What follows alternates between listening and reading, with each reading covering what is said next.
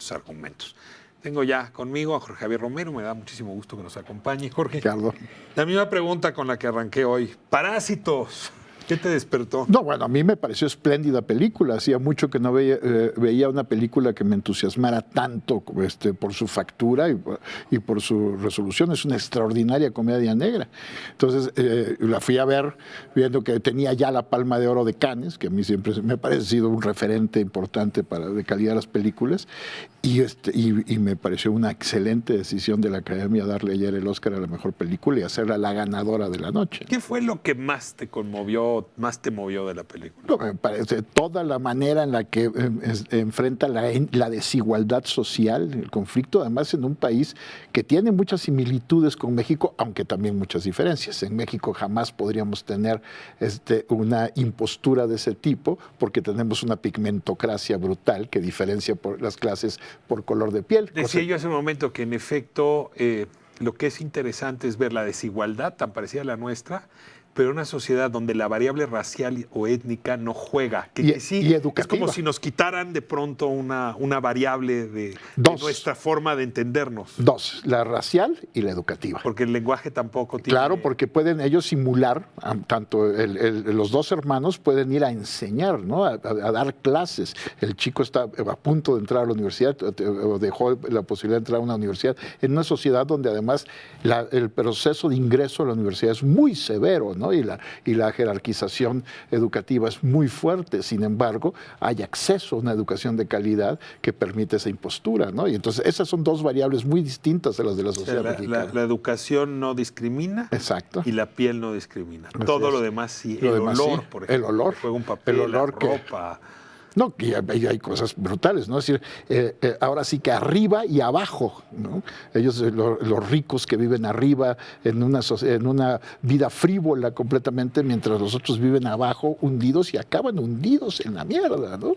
Oye, yo me pregunto realmente quiénes son los parásitos, porque uno asume muy rápido que están hablando de abajo, pero en realidad es una relación de dos almas parasitarias. Exactamente. Parásitos pueden ser unos y otros.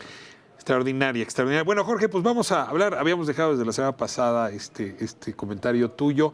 Hay varios temas en la agenda legislativa. Nuevamente, la legislación sobre el tema de la marihuana está enfrente. Te rogaría que nos actualizaras dónde nos encontramos hoy, a punto de qué puede ocurrir que cambie finalmente el paradigma en nuestro país a propósito del prohibicionismo y las drogas. Para empezar, hay un plazo establecido por la Corte para que el Congreso legisle, después de la jurisprudencia en que se juntaron 5 amparos en el mismo sentido de la Suprema Corte, que declara inconstitucional, ya es inconstitucional en México, la prohibición absoluta del cannabis. Entonces el Congreso tiene la obligación ante la Corte de legislar. Claro, tiene el problema esto de que no hay, como se dice en inglés, enforcement, ¿no? No hay una aplicación obligatoria. ¿Qué va a hacer la Corte después? Tendría que hacer una declaratoria general de inconstitucionalidad para desaparecer los artículos inconstitucionales, y es un proceso que rara vez se ha dado en México. Sin embargo, está ahí el mandato de la Corte. En México ya es inconstitucional la prohibición absoluta de la marihuana. La Corte ya dijo, no me puedes prohibir portar y consumir marihuana. Y cultivar para tu uso personal, para el uso personal. Ahora, hay le llaman en latín vacación de la ley. Sí, ¿no? La ley se fue de vacaciones. Exactamente. Es decir, en realidad falta una pieza legislativa.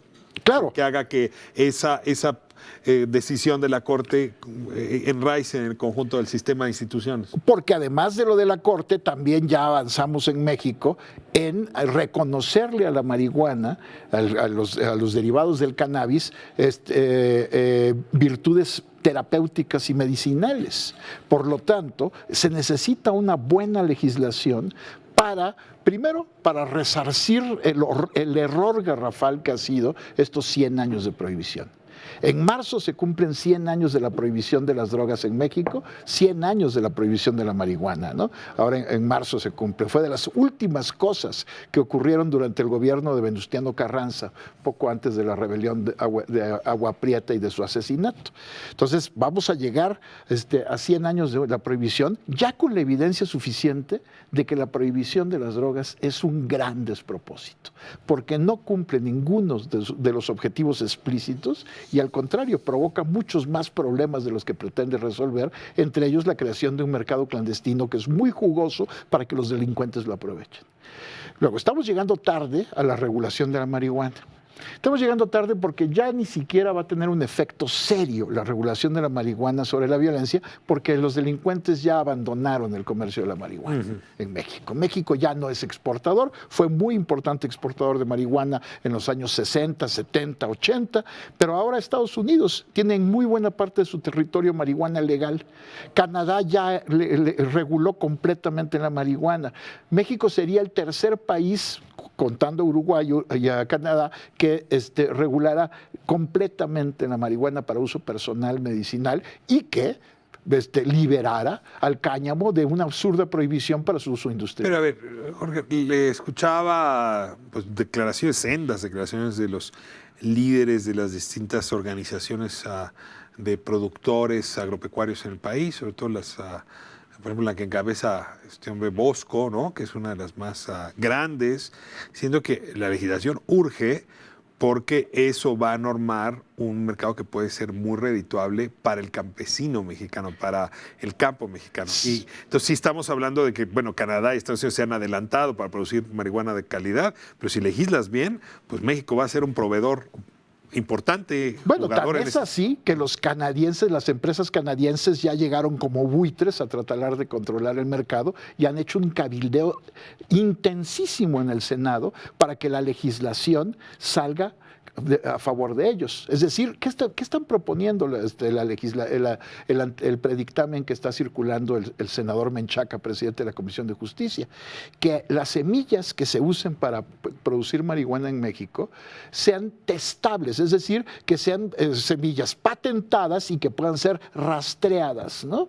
Y que sean rastreables y testables. Con esas semillas son muy caras, muy, muy caras, le estás dejando el mercado a las grandes empresas canadienses en lugar de darle esa producción a los campesinos mexicanos que han sido víctimas de una prohibición que los ha llevado a estar bajo el control de los delincuentes, a estar perseguidos por el ejército y la policía, y que han sido el eslabón más débil de la cadena prohibicionista. Ahora tendríamos la oportunidad de resarcirlos con una buena legislación y en lugar de eso lo que se está proponiendo es una legislación que pone una barrera de entrada tan alta y tan cara que los va a excluir.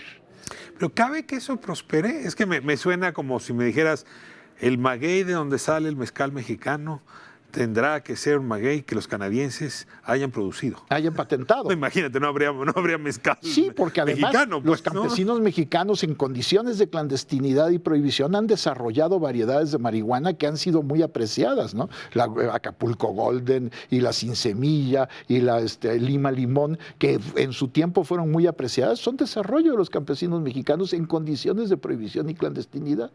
Esa creatividad, ese conocimiento de la planta quedaría excluido si avanza lo que propone el senador Menchaca. ¿El senador Menchaca está trabajando para los canadienses o hay algún argumento por el cual... Es una conjetura porque además si uno ve su anteproyecto incluso usa anglicismos como testable que no están en el español y por lo tanto evidentemente se ve que están traducidos directamente del inglés y eso nos deja ver que efectivamente ha habido un cabildeo muy fuerte. También ya salió una nota en El País que habla de las empresas canadienses que están viendo el mercado mexicano como un gran botín y lo que tenemos que hacer es hacer que este botín que podría ser una producción moderna de cannabis, tanto para usos industriales como médicos y como para usos personales, esté al alcance de los campesinos que han sido víctimas de la prohibición. Eso es muy importante. Segundo, es importantísimo que la legislación no permita la integración vertical, sobre todo para la producción de cannabis para uso personal. Tenemos la experiencia del tabaco, ¿no? Si tú tienes grandes empresas que abarcan toda la cadena productiva desde la siembra hasta el mercado, vas a tener agentes muy poderosos en el mercado que van a tener incluso posibilidad de capturar al regulador. Lo que necesitamos es romper la cadena para que los campesinos tengan licencias de producción, haya un intermediario estatal y después los distribuidores tengan licencias específicas para evitar que ocurra con el cannabis lo que ha pasado con el tabaco, que por culpa de las grandes empresas el consumo de tabaco llegó a unos niveles de epidemia. Pero a ver, ahí te detengo. Si pensamos en alcohol, déjame centrarme en cerveza. Si en efecto pienso en tabaco, sí son negocios donde grandes conglomerados llegan a acaparar el mercado. Sí. ¿Cómo le haces para que eso no ocurra igual, pues con estas otras sustancias que igual que las anteriores sirven para el esparcimiento? Y son potencialmente peligrosas. Es decir, ¿qué queremos? Que el mercado del cannabis mexicano, la producción y el mercado estén controladas por las grandes empresas alcoholeras y tabacaleras. Ya están ahí. Ya están viendo, ya están viendo ese mercado como un espacio de expansión en Estados Unidos, en Canadá y en México. Pero ¿cómo evitas eso? Si el mercado mismo arma esos... Evitando la integración vertical. ¿Pero que prohíbes que quien produzca venda? Exactamente. El que produce. Hay un intermediario estatal, que eso es lo que hemos propuesto, que exista, un intermediario estatal que compre la producción, fije... ¿Con azupo de la marihuana? Una suerte, un monopsonio estatal, una suerte... Un diconsa de la marihuana. Por las características del producto. Sí es una sustancia que tiene peligros, no es inocua. A pesar de que hay muchos que han planteado que casi es el bálsamo de Fierabras, de aquel que usaba el Quijote, que creía el Quijote que lo iba a curar de todo, pero en realidad lo único que le provocó fue diarrea.